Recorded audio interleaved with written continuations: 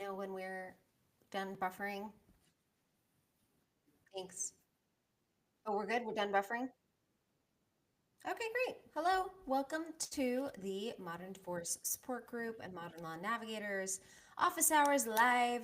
I'm your host, Billy Tarasio, Arizona family law attorney for about 20 years, and this is a service for you that is not a substitute for actual legal advice. We do not create an attorney client relationship, and nothing you say here is privileged or confidential, but we would love to brainstorm about what's going on in your case and see what ideas we can come up with and hopefully help you out while you represent yourself or whether or not you have an attorney. So, welcome. Whoever would like to go first, go ahead and maybe turn on your camera and let me know what your question is today. Hi, Mary Really? Alice. Hi. Okay, so I have a question regarding some recent discoveries, I guess. So I picked Emily up on Saturday, and the minute she got in my car, she just started crying and telling me that her dad made her pack her bags because she was going to come see me. He was telling her to go ahead and move in with me, that I haven't been around for 4 years, so he's going to double that and not see her for 10 years to see how she feels about that. Just, crazy verbal, emotional abuse. She got physically sick and threw up all over the car, and she said that her body hurts her all over. And I kind of tried to, console her and explain to her, like, this is not okay what he's doing to you, but also want to empower her to speak up for herself because that's like shared last time. The court doesn't believe me or him. And I've been beating this drum for years about the psychological abuse. And she asked me not to say anything because she doesn't want to get her dad in trouble. Um, and I don't know what to do with that. Now she has minors counsel, but I don't know how that would work if I were to have a conversation with minors counsel. She would have to disclose that information. And so that happened. And then I think yesterday I had Adriana. She was misbehaving with me, but it's my parenting time, so I'm handling it the way that I handle it. And her sisters were also with me, so they witnessed her behavior, and they said, "Hey, we're going to tell dad. You shouldn't be acting like that. You don't act like that when you're with him. Why do you do it when you're with mom?" So Adriana got super scared. Please don't tell dad. And when I was alone with her, I asked her, well, "Why are you so afraid of them telling your dad?" And she's like, "No, you're going to use it in court." And I told her, "I won't. I need to make sure you're safe. Please share with me, like, what are you afraid of?" So she told me that her dad physically spanks her with a belt, slaps her on her hands. And I know this, Billy, because I was there for 22 years, so I know how he is. I know how he can be. But to hear them validate that and tell me that he's still doing that is a problem. And so I'm just like, I feel like I'm stuck to where, I can't, they're promising me to secrecy, but I'm also trying to protect them at the same time, but I also don't want to push them away. And then every time I bring something like this up to the court, they just think I'm lying. Wow, that's a lot. Um, I think you're doing a good job. I don't think there should be secrets between parents or households. I think that's a mistake. I think that children should feel empowered and should know there's no secrets. Nothing that happens at mom's house is a secret. Nothing that happens at dad's house is a secret. We're still your parents. So, of course, we're going to talk about these things. That is my perspective. So, I would absolutely write dad and tell him, she was incredibly upset. She said that, that you were going to drop her off and not see her for 10 years. Now, we have to do better than that. You know what I mean? Like Mhm. I would just pull off all the curtains. Like no more secrets, nothing's hidden. I would tell the girls that. No secrets. There's no secrets. And we're not going to court, right? Cuz you've kind of decided to maneuver this outside of court, which I think is a good idea. This is not about court. This is about real life. Real life, when somebody hits you with a belt, you get help because that's not okay. And you have to help them kind of manage that and deal with it. Yeah, that's what I was trying to do, making them know that they have a voice and Right. empower them that way, that they shouldn't be scared and that what they're feeling is not wrong, what his behavior is not appropriate, Right. trying to encourage them to be strong and to speak up for themselves. I know the right thing to do here is to be open about it and talk to him about it, but the way that he is just he's just going to withhold them, I'm afraid that they're going to go back into their shell where they were at and feel like they can't trust me and tell me things. Yeah, I mean, you definitely have to help them come out of their shell. You want them empowered, and you want dad to know nothing you do is secret. Okay. You can't tell Also, them not to hide things anymore. They're done with that. They're done hiding things. So we better start working together. Like, okay. and then you want to tell the girls that. Like, this is how we're doing things now. Yeah. There's nothing to be afraid of. There's no shell. You're not going to get in trouble. If you do, you'll tell me. We'll handle it. Like, we're going to handle it. hmm Well, I also, because the whole cell phone thing, right? He was saying Emily doesn't want me to have her phone number. And it came out that she said it's him that doesn't want me to have your number because he thinks I'm going to hack her phone. And I'm like, I don't work for the FBI. I'm not hacking anybody's phone. So um, does she, and so she asked, I offered, hey, would you feel comfortable having a second phone where you can contact me? And she's like, another secret. Yeah, but can you not tell dad? Yeah. So I explained to her yesterday that he's not allowed to block communication between her and I.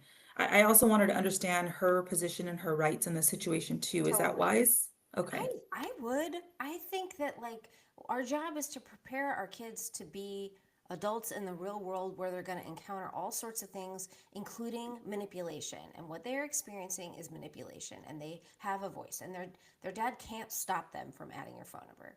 And then you call it out. Like you just be very like that's how I would handle it if it's safe. If he's not going to like hurt them. Mm-hmm. That's the problem is he'll verbally, I don't think physically, because he knows that he'll get in major trouble because Right. he does the abuse very covert where Sure. it's questionable. Like, is he Yeah. really doing that? But he absolutely will lay into them. Well, that they right now they need to know that, right? They have to be provided with the skills to handle that and be okay to like filter out what am I hearing? Is it true or is it false? Am I setting this aside or is this real? Does this make sense for me? Is this my truth? They're because this is their dad. So Yeah, you can't protect them from him. right. Oh, sorry. Did you freeze or did I? Um, I see you just fine. Okay. Yeah, okay, yeah, I get it. I understand, like, because I've learned the skills and the tools to be able to deal with him, and they also have to be able to learn that as well because he is their dad, and so they have to learn to kind of manage it until they're old enough to not have to deal with it anymore. And, I guess we'll cross that bridge when we get there. But Well, right. And part of this is like you all are setting boundaries with him that you have not set before, especially the kids. yeah, But yeah. that's okay. Like I have a lot of children. Like it's okay for them to have boundaries and state them and hold them. Okay, so work with them first, keep minors counsel out of it and work directly with the children and be very transparent with him so him and he can either change or either way, I think there needs to be some level of protection for the kids and them understanding that it's not right what's happening and that they Totally. have a voice and they need to set those boundaries with him and Yeah. not be afraid to do that. Yeah. And I think it's also a good idea to tell him, I'm not bringing this to Minors Council. I'm not bringing this to court. You and I need to do better. This is not Okay, okay. got it. Give him the Cool. chance, call it out. Like, I don't know if it's going to work. You probably know him better than I do. He'll just project and deflect and be like, that's not, and then pull them back. And I think this was obviously the fear of me having access to them is all of this stuff is going to start coming out and the truth is going to start being exposed and he doesn't want to be exposed. So So it's is just he a going to fine be line. more careful now? Is he going to cease things like hitting them with belts? I would hope so. I would hope so. I thought that being under the spotlight with court and everything would really taper that back, but clearly it hasn't. They're just sworn to secrecy and they fear that they're going to get him in trouble. Another thing, really quickly. So he's threatened to the kids that he's going to use the restraining order against me. So, I mean, really that's like an empty, right? Because there's nothing we could really I mean, do. right, that's the question. What do you mean you're going to use? And then you have to like take away all these fears. You have Mhm. to take away all these fears from them. Like let them know that it's okay it's okay. It's okay to love your mom. It's okay to love your dad. It's okay to speak the truth. Like they're going to feel so much peace and relief because they know that that is what's right. Okay, got it. Thank you. Good luck. We'll see you next week. Alrighty. All right. Who would like to go next?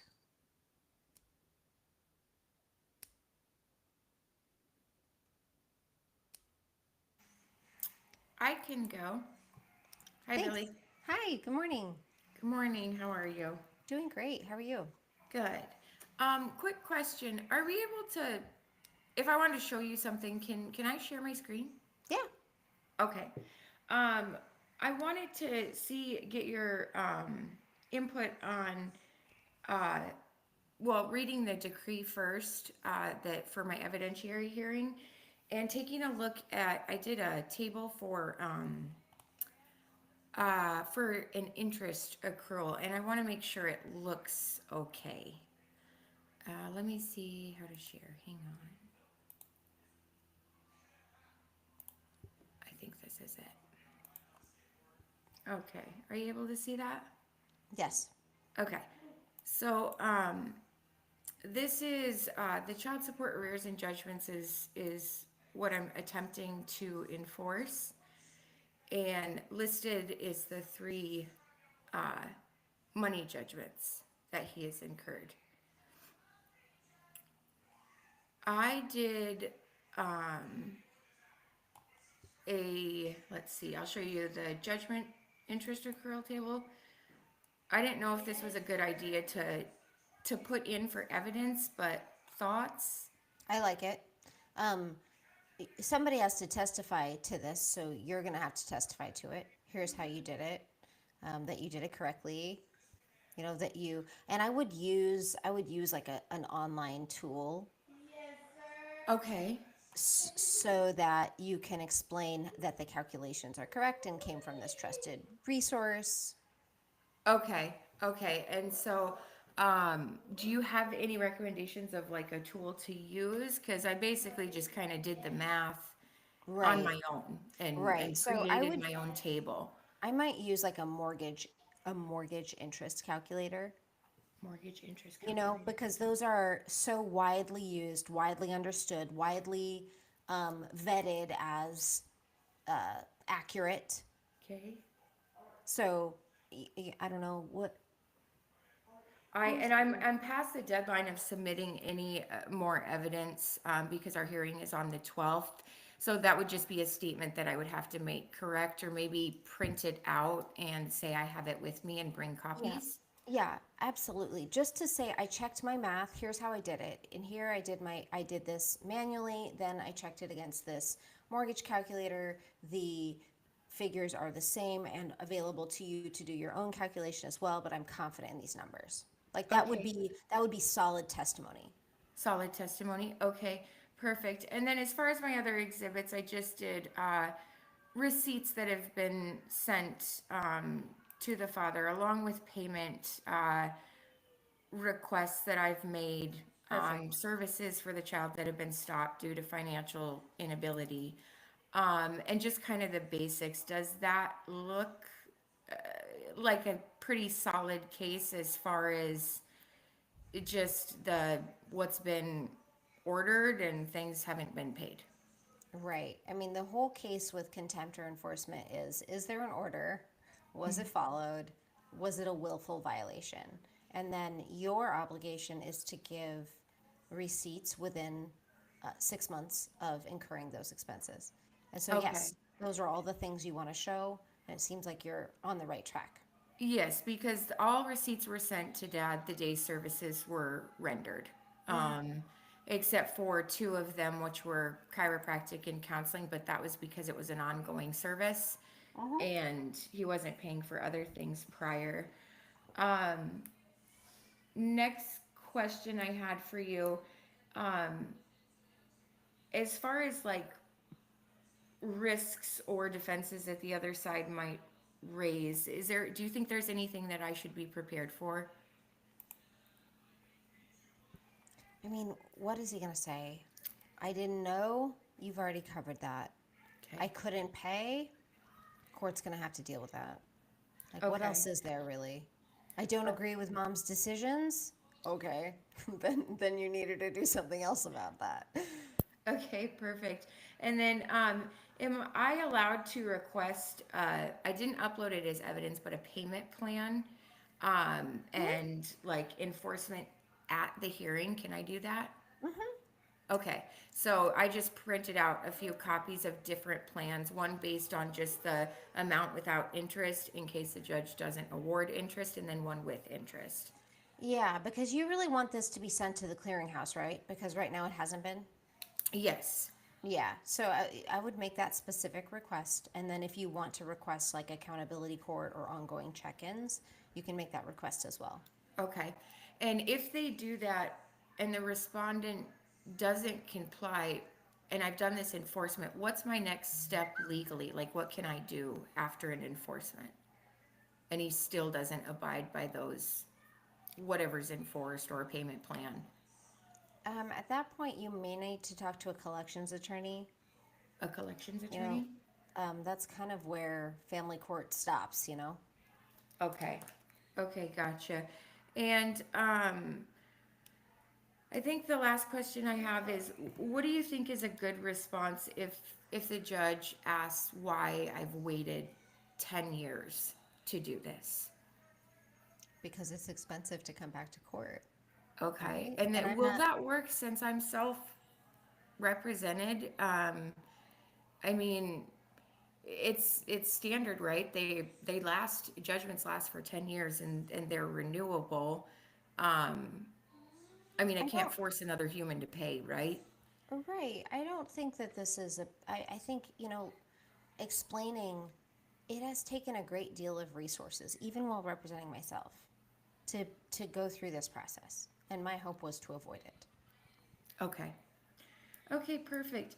Um, all right, I feel like I'm ready. And then I did do everything in case lines, of course, but I think would it be a good idea to bring like a paper binder printout just so I don't get lost in all my stuff? I mean, I people really like case lines. People really like case lines, so I haven't had any problems with it. I like to keep my copies electronic, but I would have an electronic copy on my computer. So if you prefer paper copies, then yes, bring it. Okay, okay, perfect. Another side note, I watched or another question that has nothing to do with the hearing. I watched a video about you doing with a gal, I think her name is Tracy Crawl with Our Family Wizard.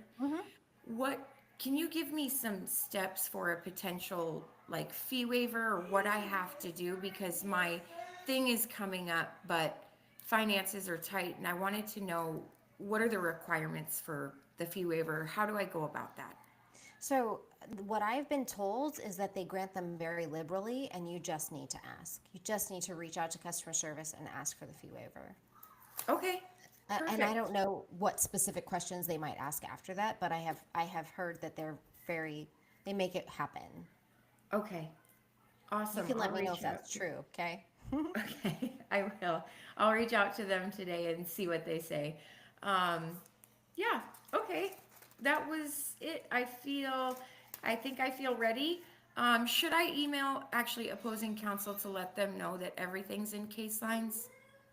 Just to be nice, I guess. No, no. Case lines notifies them automatically. You're Okay, good. Thanks, perfect. Tawny. Thank you. All right, let's move over to Andy. Billy. Hi. So I haven't been on in a couple weeks.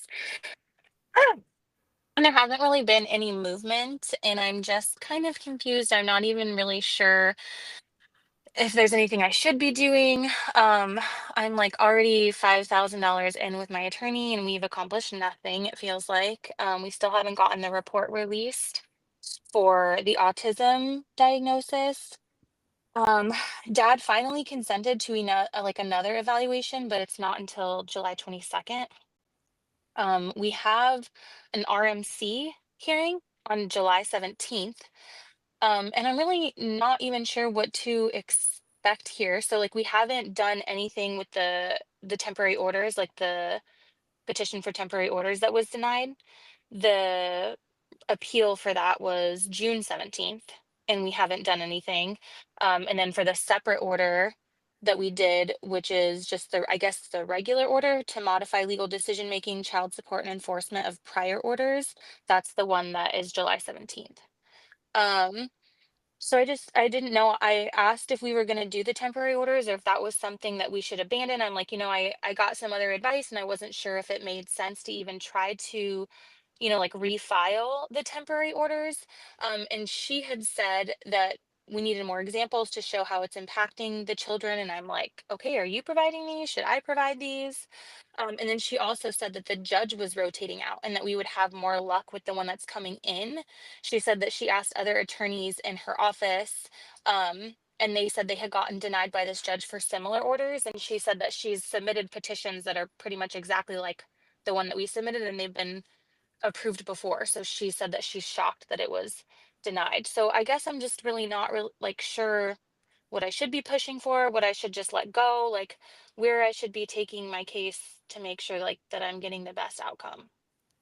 Okay, so let's talk about some things procedurally and clarify what's going on. Okay, Okay. so when you file an emergency modification or an emergency order of any kind, you also have to file an underlying petition. Okay, Hmm. it's Okay. required. It's the same case, Okay. and even if the emergency is denied, usually we file an emergency and a motion for temporary orders and a petition. Did that happen? I think so. That sounds right. It's Okay. like an emergency Okay. order for temporary orders or something like Okay, that. and that was denied, but there was probably also a motion for temporary order, so that's still on the table. So you can still request, you should be able to still request a temporary orders hearing, even though the emergency was denied. Okay. And that would be separate from the other petition that was filed that included the like modifying the legal decision making, the child support, and the enforcement of prior orders. It's the same case, but you can request different things in a temporary order, or you can request a temporary order on some of the issues, but not all of the issues. Does that make sense? Okay. Yeah, kind of. So if you're asking for a modification of legal decision-making, parent attempt, like what were you asking to modify? I was asking to modify from final decision making to the sole decision making. And that's it? That's the only change? That was the for the temporary order, yeah. What about the Bec- underlying petition? what do you mean? Like Does so that the have other requests? so that was it was the same. So it was like for the sole decision making and then to update the child support, and then it was like the contempt and enforcement of the prior order. So like the things that he was in contempt for. Okay. So you've got a child support issue and a legal decision-making issue, right? Hmm. And then contempt and enforcement. Um, and you've got an RMC coming up, and you're wondering what's going to happen, what you should ask for. Are you thinking like are you rethinking your whole strategy?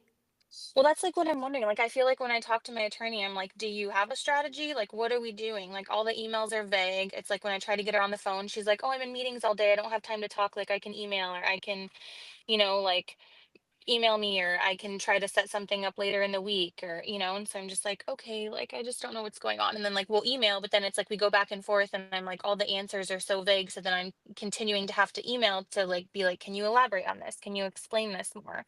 Like, what is the expectation of me? And then and then I'm asking things because I'm like, I have no idea what any of this stuff means. I've never been through it. So I'm like, what is an RMC? Do I need like a pretrial statement? Do we need to submit evidence? Like, what's the date for that?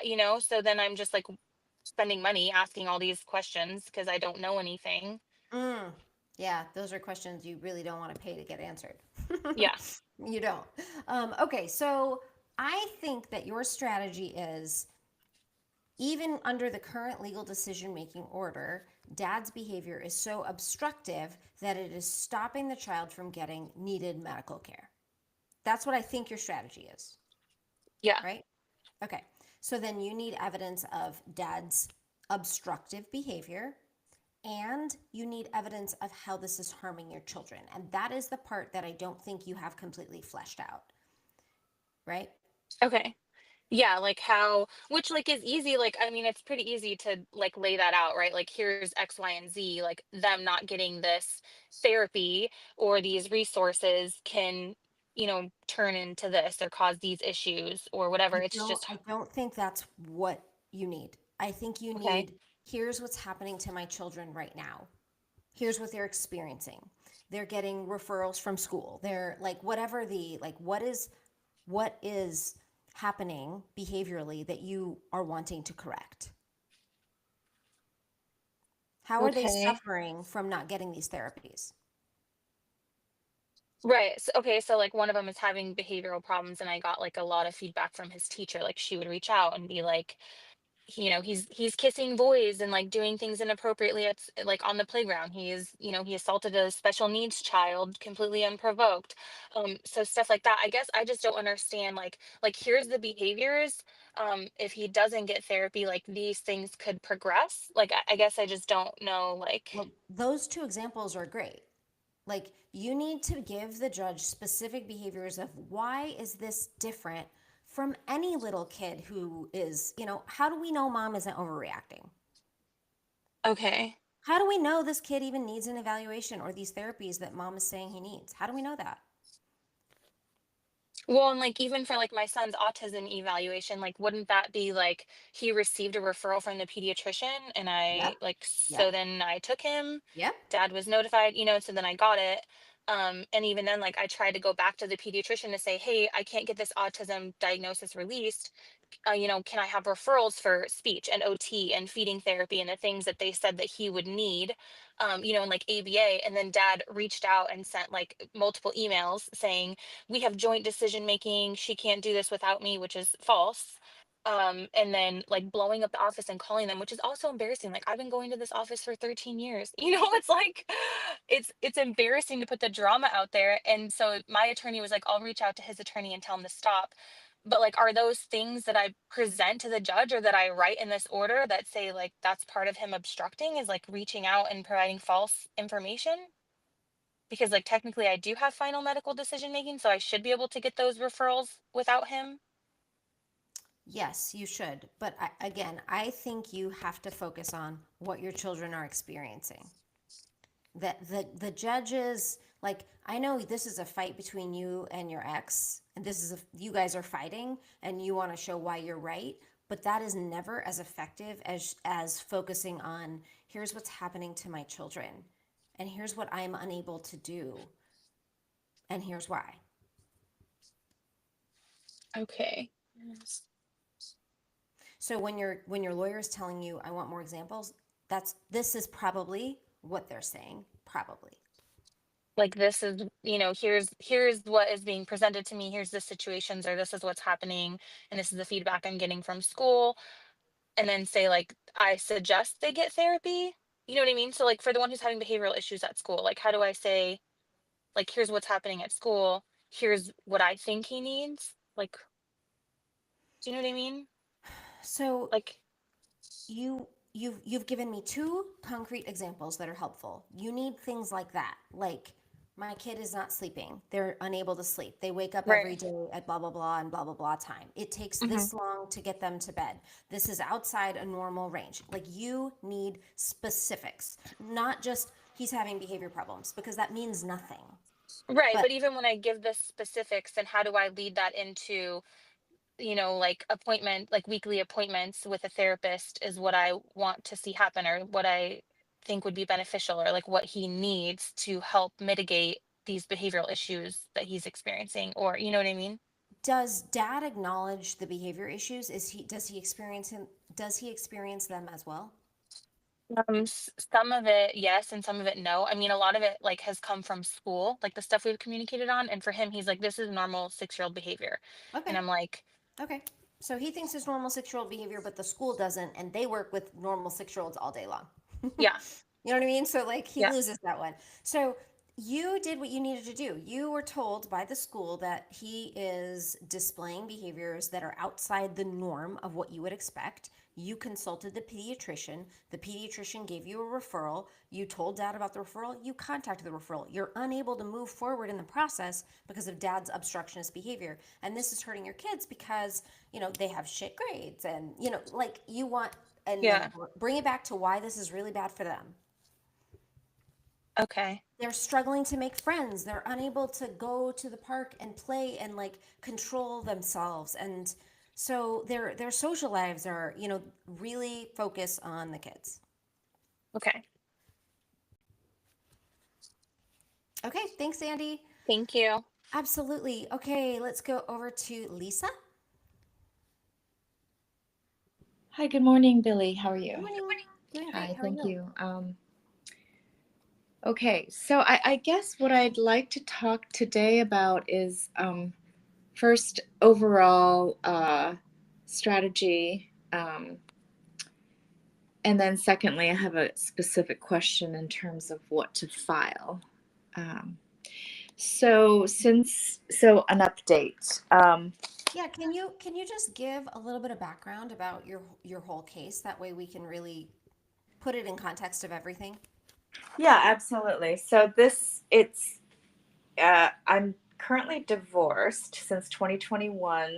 The petition for separation was filed 2 years prior.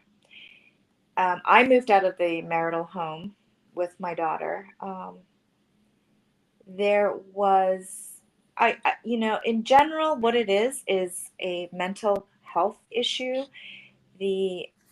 Her father has a history of coercive control, addiction. He is in 12-step recovery. So now since the separation, he's been focused and addicted to taking me to court, right? Because this is the only way he can control me, is taking me to court. And so it has been nonstop since I left the home, even post-degree. So 4 months after divorce, he filed saying he lost his job and that he couldn't pay child support. And so I moved out of the home. I had no funds. I was, trying to make a living, and I was taking care of my child for more than 50-50, 80-20 at the time.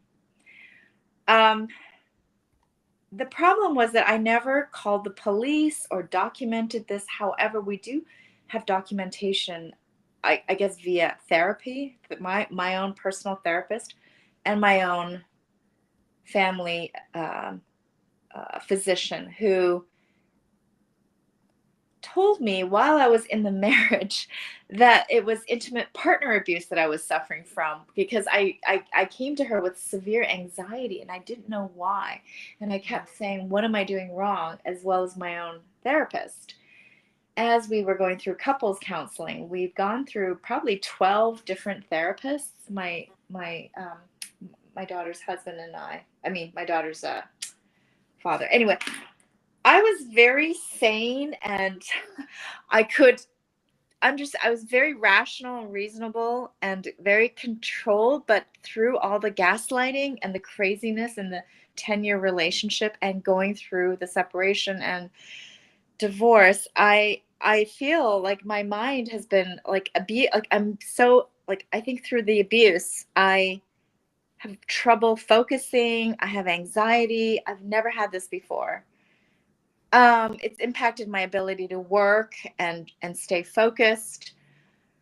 So I have all these like sort of mental health issues that I'm trying to, but I keep getting dragged into this and having to revisit all the history and court. And so it re-triggers the trauma of all the lies. And so, now I'm going through all the lies now his attorney is saying about me, so I guess big picture is that my daughter's now being affected. She's 13. We had 50-50 parenting time since she was about 9 years old, 2021. And this winter, she couldn't take it anymore. I think she's also getting older. So I think she realizes there's this mental abuse and emotional abuse that's happening. I don't think there's any physical abuse happening to her or any sexual abuse, but there is severe mental and emotional abuse that I went through. and gaslighting. And so she had a horrible panic attack and threatened that she would, kill herself and run away if she was being forced to go to her dad's. And she kept, and she was exhibiting so much depression and anxiety at his house, throwing up, feeling, wanting to cut herself and harm herself. We've been to the doctors. She's lost a lot of weight as well. She's had cavities. She's exhibiting and he would not agree to therapy for her also. And so I never filed a petition. I just thought I would just try my best to try to help her through therapy and her school counseling. Anyway, it's so complicated. Where we are right now is that the judge suspended his parenting time temporarily as of January 15th. He and his lawyers have been filing emergency petition to vacate the order, saying that it was improper legally, that there was no evidence of serious endangerment to the child. Okay. And because there is no physical serious endangerment, there was no police calls, but she's threatening in her own internal emotional world. She wants to kill herself. I think that's serious endangerment. So Lisa, let Yeah. me move you along a little bit. So Yeah. let's now jump to today and Yeah. the questions you have to answer. Okay, so there's a whole history of cross petition of order of protection. He sent the SWAT team to my house. I settled for a mutual no contact order. The GAL has corroborated and said that there is fear. The child has exhibited fear. I have said in an affidavit the child fears going to the father's house. The judge and the GAL has advised that my daughter go see her dad after school and then be brought home to my house. She's fine with that. She just there's something about nighttime being there. And the therapist said to her, well, it's because, throughout the day you can take care of yourself. You can sort of rationalize things that are going on. But then at night when you need to relax and go to sleep, your anxiety comes because you don't feel safe. Lisa, yeah. I need to know what your question is for me. Okay. So essentially, there was an emergency to vacate the standing order. We have been before the judge 2 times now. The last time the judge said, okay, she was going to vacate the order and go back to 50-50, because I did not know that I had to file something in response. So is it too late to do that? Can I still file something? Because we have another court date, July 2nd, where the judge will have another hearing, but I don't even know if it's an evidentiary hearing. So they filed an emergency order to vacate, and the judge is like, nah, this is not an emergency. Right. You're basically asking me to reconsider my ruling. So, what is your strategy, and what are you asking the court to do? So I'm fine if my daughter feels okay to go and see her dad, and she's now seeing him 3 times a week for a few hours after school, and then he brings her home. She seems to be doing okay with that. I'm afraid that they're going to go back to 50-50, and she's going to have another panic inducing, somatic situation where she's going to run away or threaten to kill herself. I don't know if that's true or not, but she's been telling now the therapist that the therapist thinks that it might also happen going back to the 50-50, and told her that last week. She told the therapist the first time that she was going to kill herself if this happened. So she's 13. The GAL believes, the GAL has not said there's a serious endangerment, but he is making a stand with the judge not to go back to 50-50 right away, and to continue to see therapy and to have a graduated sort of, I think she's going through some kind of a reunification or some type of. So that's what I would do. What I would do if I were in your situation is have a plan that I was telling the judge of what I wanted them to do. I would also have made sure to reach out to dad to say, our daughter is experiencing this. How do we help her? What do you propose? Since we see that she's exhibiting fear at your house, how do we get to a place where she can come to your house and feel comfortable and be healthy? And what so often happens is you have experienced your own trauma that is making it incredibly difficult to get there, but that's kind of where the court wants you to be. Does that make sense? So you Okay. think it's a good idea to reach out to her dad? Absolutely. But every time I do that, he gaslights me. He'll agree to something and then he'll change it. So it's just crazy That's just making. evidence. That's just Oh, evidence. is it? Oh, You okay, want good. that. Good. Like, you want that. You're creating evidence when you reach out in a positive co-parenting way, and they're creating evidence when they respond with aggression or dismissiveness or whatever. They're just proving that they're unwilling to put in the work, but you haven't shown that you're willing to put in the work. So that would be my strategy for you. Okay, but I have though. Oh, I've Lisa, been I allowing. have to move Yeah. on to other people, Okay. but I'll come back to you if we have time, okay? Okay, thank you. Thank you. All right. Paul, how can I help today?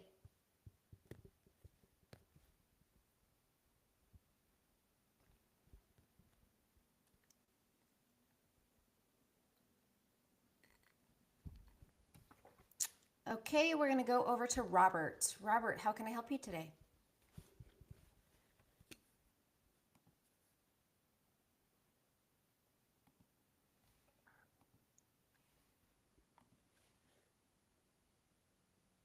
No Robert, no Paul? What about Tawny?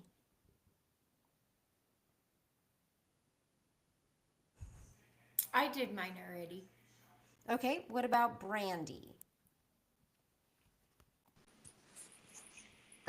I didn't know we were asking questions yet. I just thank you so much, Billy, for letting me come in here. I really do appreciate it. I'm kind of new at this, and I do have a family like kind of situation right now, but I'm not in your state. But you are like the only person that actually has anything offered like this. So I just wanted to kind of get some, just I guess some information on kind of what other people are doing and seeing kind of what your thoughts are on it. Because just like the last lady, I don't know kind of like the next steps and if I'm in the right timeline. So I definitely greatly appreciate you, Billy, for letting me in here.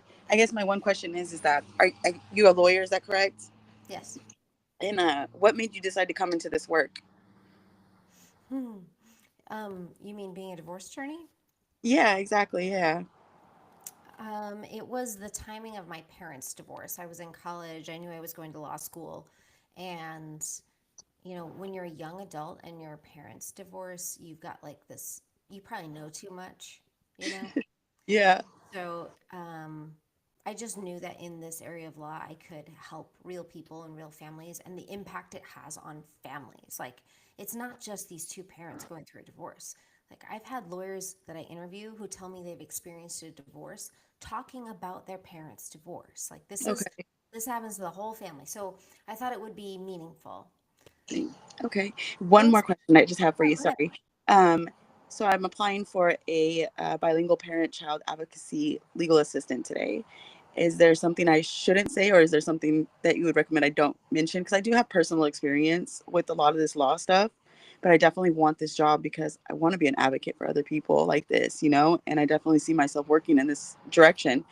But I just feel like I might kind of blow the job interview if I say something too much because I'm personally, having this issue right now. I mean, I've had a lot of people in interviews describe their own family law situation and why they A, learned, and B, were attracted to the area of law. It hasn't bothered me at all. So Okay. good luck on your interview. Thank you so much, Julie. And thank you again for allowing this and having this type of opportunity for everybody. I definitely believe it is amazing. Thanks, Brandy. You're All right, welcome. Sasha, how can I help today?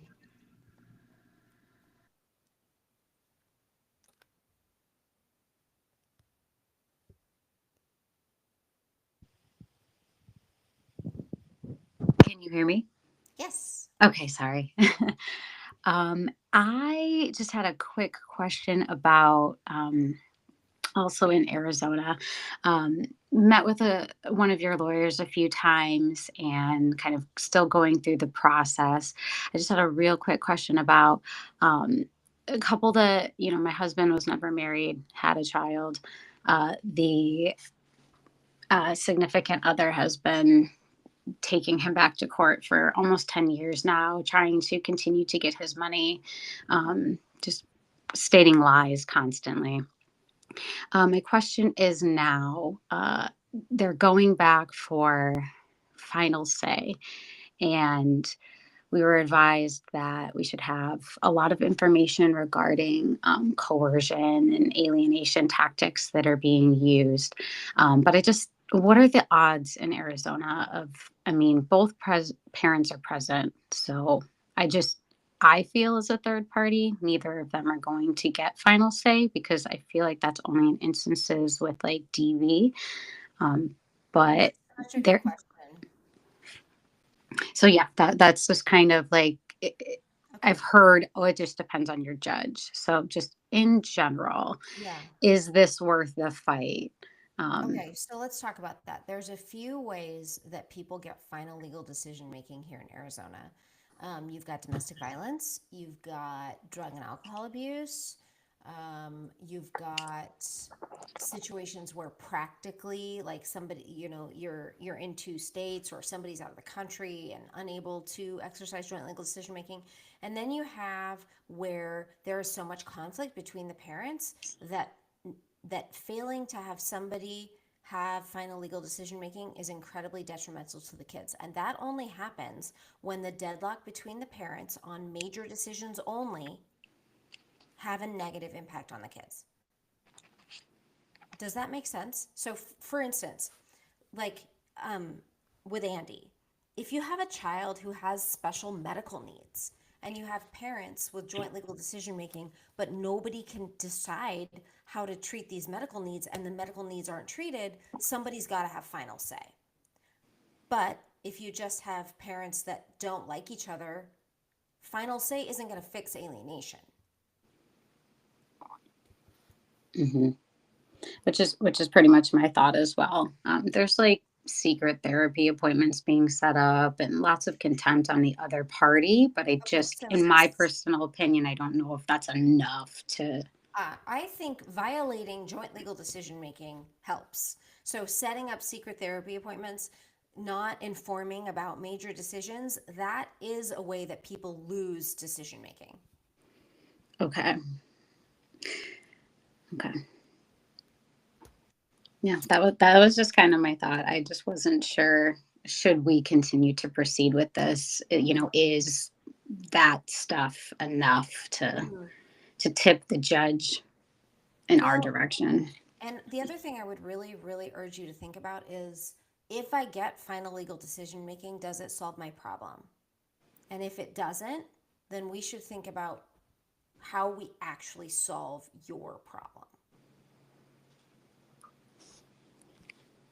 That's a really good viewpoint. Thank you. Yeah, no problem. All right, so Alicia just joined. Robert and Paul are here but have not asked their question. And I've got a follow-up from Mary Alice that I want to get to. Alicia, go ahead. Can you hear me? Yes. Okay. So I know that I talked to you about our ruling and the orders submitted by the opposing counsel. So my husband filed an objection declaration. And then I believe that was on Friday last week after we talked. And then her attorney went and filed a declaration in response to that. And, he replied to all of the red line comments that he made on the orders. And it was just outright unprofessional. Like, he was just saying ridiculous things in these comments, like, father is just trying to be difficult, which and I just a ton of I can't even think of them all right now. But so they filed that declaration. So basically, the Word document was submitted by the opposing party with the orders not reflecting at all. We did get the audio from the hearing, and I truly believe it just doesn't reflect what the judge ordered at all. She literally pulled out the parenting evaluation and said, let's go through this line by line. And we did, and she adopted some things. She changed some language. She did not adopt other things. And he completely changed it and said, well, one of his comments was, if the court had wanted the evaluators or something about verbatim, they would have hired a scribe, just like really ridiculous things.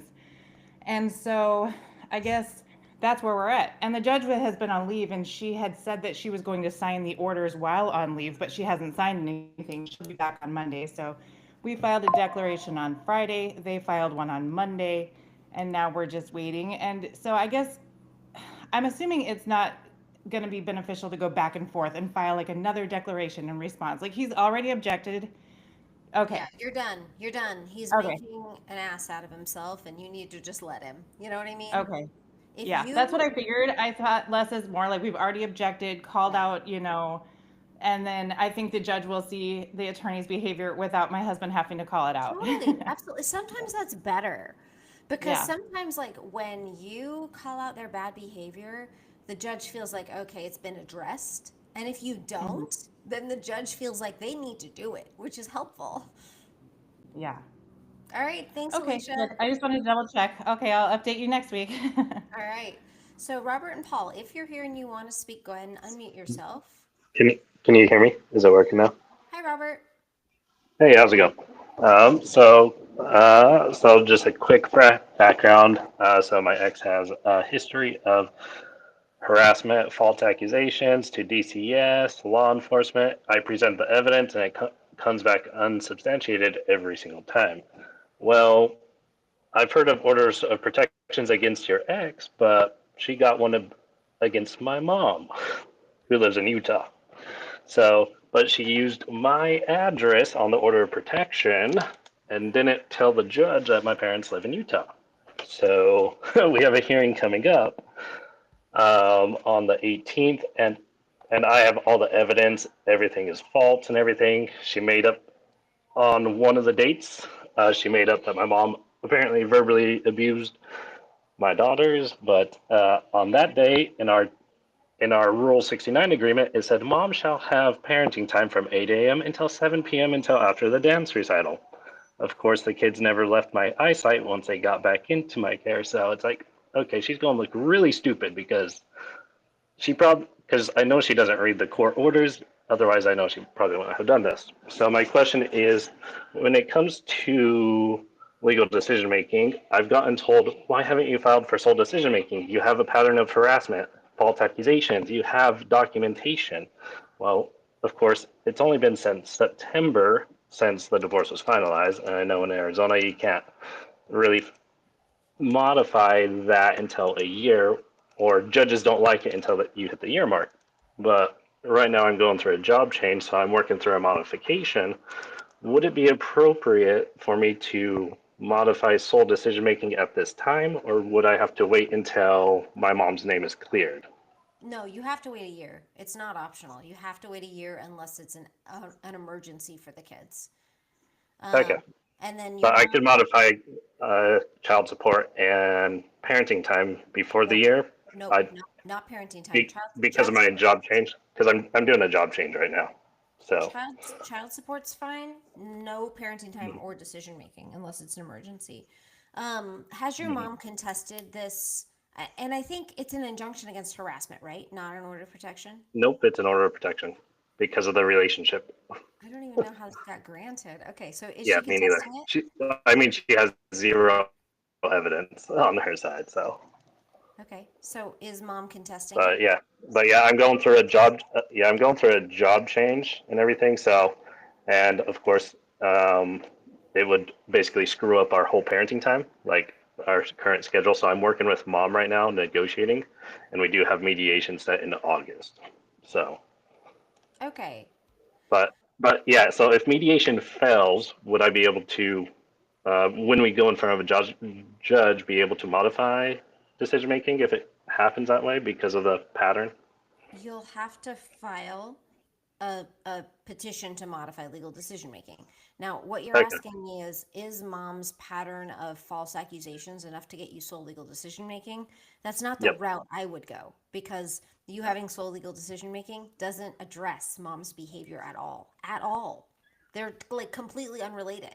So what I might Okay. do is file a motion to have mom named a vexatious litigant, or I might ask the judge to prohibit mom from continuing that certain behavior. Like I would be much more direct. This is the behavior I need you to Hmm. stop, judge. Okay. Yeah. Yeah. We do have a PC, and she did put in her report, neither parent shall call the cops, but she actually found a workaround. And when I got the report, I found out that my ex mother-in-law called the cops to have my mom served with order of protection.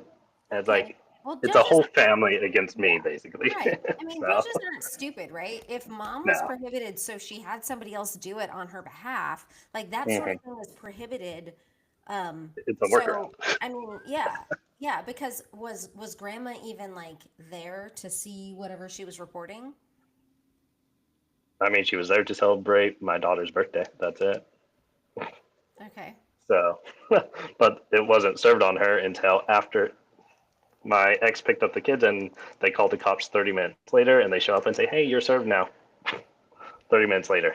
Wow. So, yeah, and we have a dance recital coming up. So it's like, oh, and So it's like, your mom can't so come and to the, so, yeah, has so my has she, daughters couldn't even talk to my mom after Mother's Day to wish her a happy Mother's Day afterwards when I got the kids after Mother's Day. okay, So why hasn't your mom contested the order if it's been in place since before Mother's Day? um, it's because of scheduling with the judge, her attorney. She has an attorney. He was in trial, and so Okay, and so we did have a hearing, but the court Robert, messed up. Robert, the way that this works is your mom requests a hearing and the court has to give her a hearing within 10 days because it's not okay to Yeah, have an order of protection against somebody. So, like exactly. in my opinion, like that's the next step. Hmm. Okay. Are Yeah. you holding off because you're negotiating a parenting plan change with mom? No, it's because the court did have a hearing, but they had to reschedule because they messed up and forgot to send the evidence link before Memorial Day. And they're like, oh, and my mom's attorney was like, yeah, we just got the email this morning, the day of the hearing. And the judge was like, oh, well, it needs to be 3 days. So we're going to reset this hearing.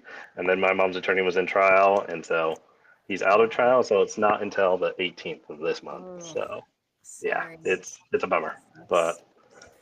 but yeah, so it's like, I'm like, does the sole decision making or final say even play a thing in this? I don't know. But I after mean, my mom's name is cleared, I don't know. mhm. Yeah, I mean, sole decision making allows you to make very few decisions on behalf of your children. It doesn't change behavior, it doesn't change parenting time, it doesn't mean that you have like final say over what happens for sports activities or who gets to be around your kids. It's only the question of what medical care your kids get, what religion your kids are, and what school your kids go to, and that's it. Mhm. Exactly. All right, I Yeah, got a I couple. liked your answer to the previous person about that. So Got it. All right, cool. Thanks, Robert. perfect. Thank you. Okay, so Paul is asking what needs to be on school records, like a transcript, both parents' names and addresses in a joint legal decision making agree. Does the law require it? The school system is forcing just one. I don't think there is a law that I am aware of regarding which names have to be on a school transcript. And the school isn't a party to a divorce or family law case. So we have these educational orders that don't cover this specific question. So I think the answer is like there's no answer on that. And then the other question I've got from Mary Alice is, what do I do if there's an abuse incident with my girls and they don't want to go back? If your children are ever abused and disclose abuse to you, you call the police and you report it to CPS or DCS or DHS, whoever that is.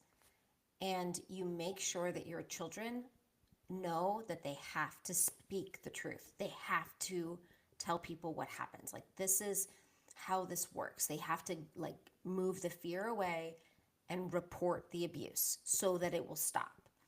So that's what I would recommend, Mary Alice. Thank you, Billy.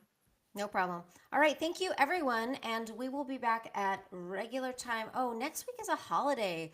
It looks like we'll have to do, right? Is next week Juneteenth? Yes, we are closed for Juneteenth because we're closed for all federal holidays. So we will reschedule next. We will reschedule next week's. And if you guys really like this time, I might be able to do that. Juneteenth is the 19th. Right. Juneteenth is June 19th. Next week is the 12th, right? Am I Oh, crazy? okay. Thank Yeah, no. you. Girl, you worried me for a second. I was like, wait, is it the 12th? That's my sister's birthday. Oh, I appreciate that. Thank you. Because apparently I was looking at the wrong date on the calendar. I will be here next Thursday, regular time, 1 o'clock, and we will see you all then. Okay, sounds great. Thank you. Bye. Bye.